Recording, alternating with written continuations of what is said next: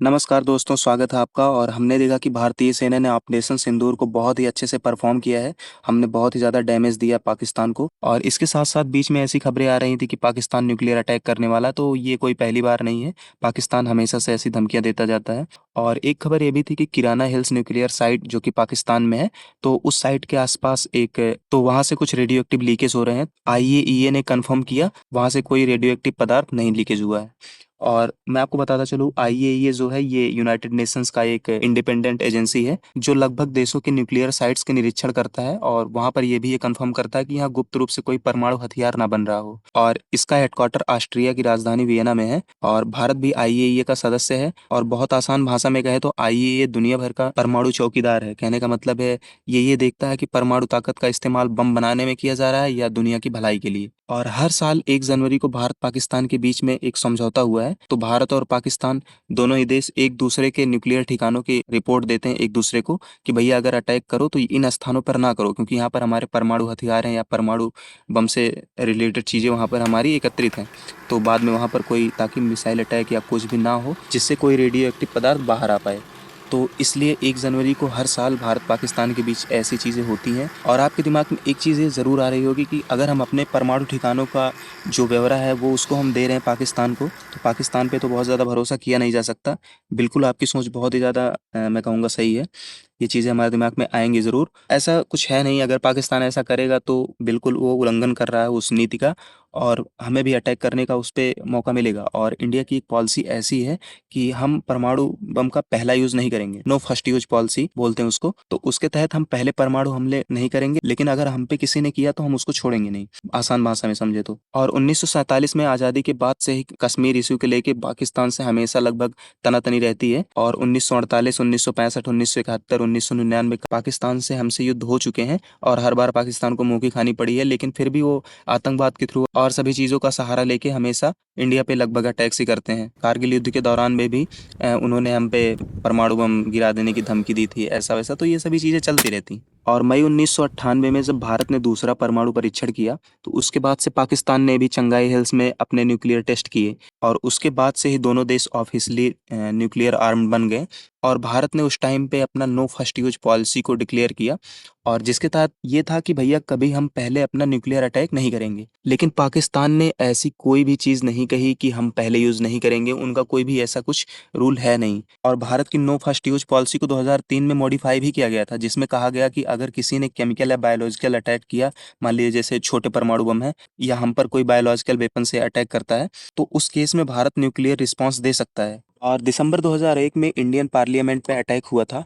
और उस अटैक में बहुत सारे पाकिस्तानी टेररिस्ट भी उसमें जिम्मेदार थे। तो उसके बाद से इंडिया ने ऑपरेशन पराक्रम लॉन्च किया था। और बॉर्डर पे मैसिव मिलिट्री डिप्लॉयमेंट हुई थी। और दोनों देशों के बीच महीनों तक टेंशन्स चली, लेकिन वहाँ पर वार होते-होते बच गई। और 2019 में भी आपको पता होगा पुलवामा अटैक हुआ था, तो उसके बाद से हमने एयर स्ट्राइक की थी।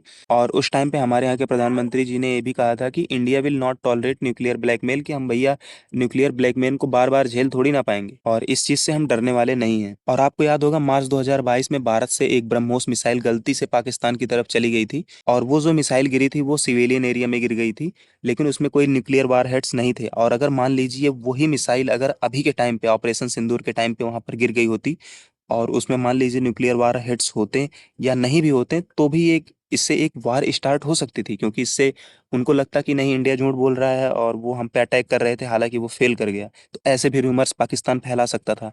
आपने देखा होगा पाकिस्तान बहुत सारे रूमर्स फैलाने में तो उनकी मैं कहूँगा उन्हें गोल्ड मेडल दिया जाना चाहिए।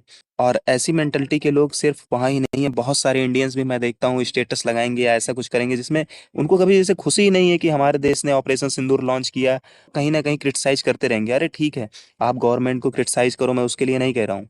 एटलीस्ट कम से कम जब हमारे देश से किसी देश से वार हो रही तब तो आप एकजुट हो सकते हो।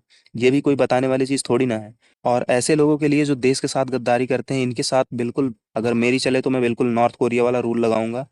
2024 में भारत और पाकिस्तान के पास लगभग 170 वारहेड्स थे, 172 इंडिया के पास, 170 पाकिस्तान के पास। और सिप्री के मुताबिक दुनिया में लगभग 12,000 से ज़्यादा न्यूक्लियर वेपन्स हैं। और सिप्री के बारे में आपको बताना चाहता हूँ, सिप्री का पूरा नाम Stockholm International Peace Research Institute है।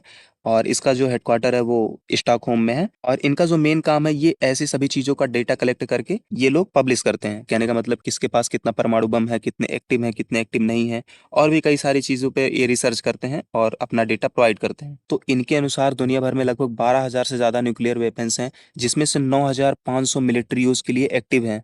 और भारत के पास अग्नि 5 जैसे लॉन्ग रेंज मिसाइल्स हैं, और पाकिस्तान के पास भी है ऑब्वियसली, जैसे कि नसार मिसाइल, जो बैटलफील्ड पे यूज़ करने के लिए डिज़ाइन की गई।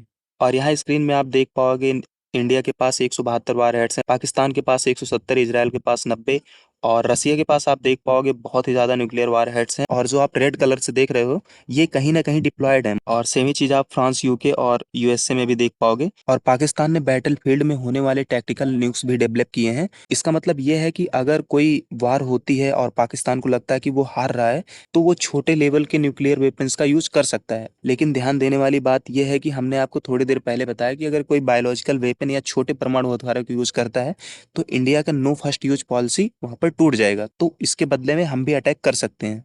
और आपने देखा होगा अभी जो सेना यूज करती है, कहीं किसी भी देश की सेना हो, वो ज्यादातर अब जो मिसाइल सिस्टम है वो डिजिटल हो चुके हैं। तो इससे साइबर अटैक्स या हैकर्स का खतरा बना रहता है। मान लीजिए वो आपके सिस्टम को हैक करके किसी अन्य देश पे आपके थ्रू उस मिसाइल को लॉन्च कर देते हैं, तो इससे भी एक बहुत ही ज़्यादा वार स्टार्ट होने के चांसेस हैं। और मैं कहूँगा कि अमेरिका और अदर जो कंट्रीज़ हैं, इनका बहुत ही ज़्यादा योगदान रहता है कि ये टाइम पे आके ऐसी चीज़ों पर जहाँ परमाणु हमले होने वाले हैं या परमाणु हथियारों का अगर कोई यूज़ करना चाह रहा है, तो वहाँ पे आके वो पहले ही उस ऑपरेशन को रोक देते हैं। लेकिन ऐसा कोई ज़रूरी नहीं है कि हर बार ऐसा हो जाए। मैं कहूँगा ये एक खतरा ही हो सकता है सभी के लिए। और मैं कोई पाकिस्तान के लिए बात नहीं कर रहा हूँ, और भी देश हैं उनके पास भी न्यूक्लियर वेपन्स हैं, वो भी यूज़ करते हैं। तो उन पे नज़र बनी रहती है, जो बहुत सारी स्पाई एजेंसीज़ हैं उस पे नज़र बनाए रखती हैं। अगर कोई लॉन्च करना भी चाहे, तो वो किसी ना किसी तरीके से उसको कहीं ना कहीं रोकने का प्रयास ही करती हैं। तो भारत और पाकिस्तान के बीच न्यूक्लियर युद्ध की पॉसिबिलिटी थ्योरेटिकल लगती है। मैं कहूँगा बहुत ही ज़्यादा कम चांसेस हैं ऐसे होने के। लेकिन कोई भी चीज़ मैं कहूँगा आप 100% गारंटी के साथ नहीं कह सकते, क्योंकि जिसके पास खोने के लिए कुछ नहीं है, तो वो अटैक भी कर सकते हैं, क्योंकि उनकी मेंटलिटी बहुत ही ज़्यादा गंदी है। मुझे लगता है कि यहाँ पे अब वीडियो पूरी हुई। आपको इसके बारे में क्या लगता है, आप हमें कमेंट सेक्शन में बता सकते हैं। और हमें सुनने के लिए आपका बहुत बहुत शुक्रिया।